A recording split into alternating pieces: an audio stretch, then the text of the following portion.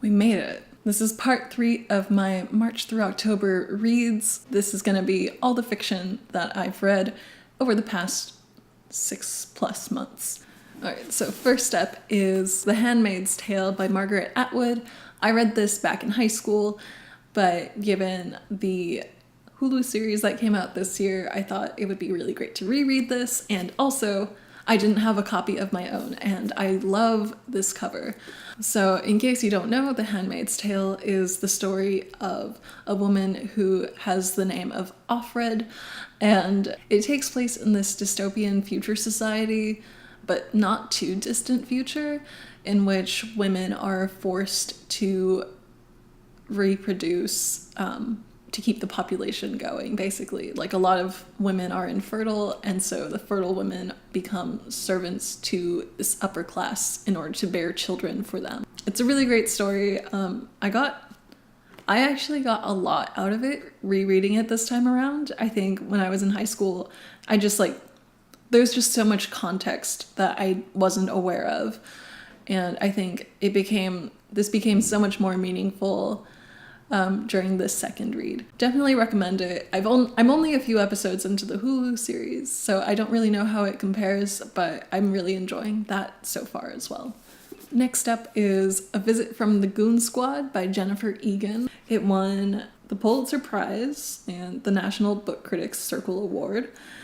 And this is a novel that has stories told from many different characters' point of view, and all these different characters are sort of involved with each other, but in a very sort of tangential way. What's cool is that Egan plays a lot with structure and format, but at a certain point, to me, it sort of felt like a gimmick.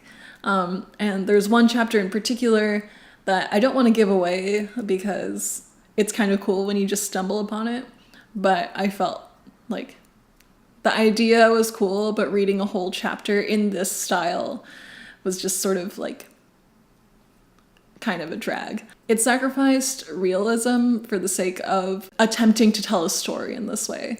And so I was sort of like put off by that. Overall, I thought it was kind of cool, but I didn't think it was like that mind-blowing, I guess.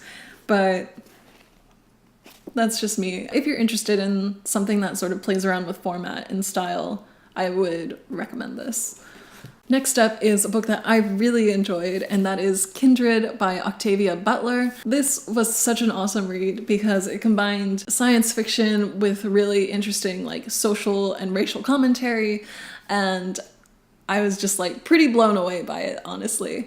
I was really surprised by the fact that this book was written decades ago, but the voice still felt very modern. I felt like this could have been written like 5 to 10 years ago. Like, except for a few sort of dated references, this felt very modern. It's the story basically about a Black woman who is sort of spontaneously transported back in time to the pre-Civil War South. It was really fascinating to see how she sort of like handles that. It was just really interesting to see like a really practical approach to time travel. Like, she starts like doing a bunch of research. She starts preparing like, okay, next time I'm gonna like handle things like this, and this is how I'm gonna try to get back. And yeah, I just thought it was a really amazing story, and I don't think I've read anything that's quite like this. And so I'm really excited to read more Octavia Butler because people have recommended her work to me for a while now. So yeah, really loved it. Definitely recommend giving it a read. And also, this cover is so cool. Next up is another book that I'm really psyched about. This was a book that I chose for my book club, and it is Stay With Me by Ayobami Adebayo. This is a story about a couple in 1980s Nigeria, and they're trying to have children but having difficulties doing so. And so this book is about sort of how the two of them handle that, like how their family handles that, and like all the sort of like tension that occurs as a result of this. And there are so many moments that I was just like, what? And all of this takes place during the political turmoil that's going on at this time. There are so many like moments that are just like, I was like legitimately shocked by. And I think it was a really great story, and I liked the writing style a lot. And finally, I reread Slaughterhouse-Five. I was like one of those people in high school that I was like, that's like, I'm reading a bunch of Kurt Vonnegut right now.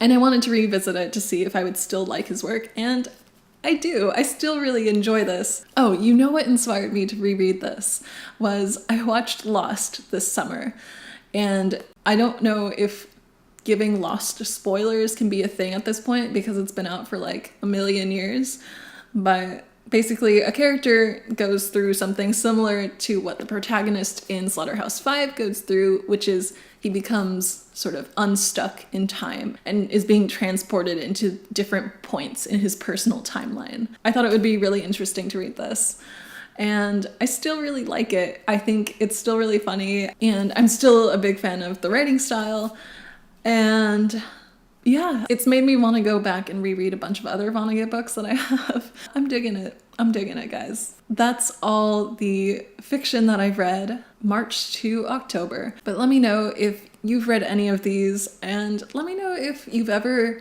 watched a TV show that's made you want to read a book.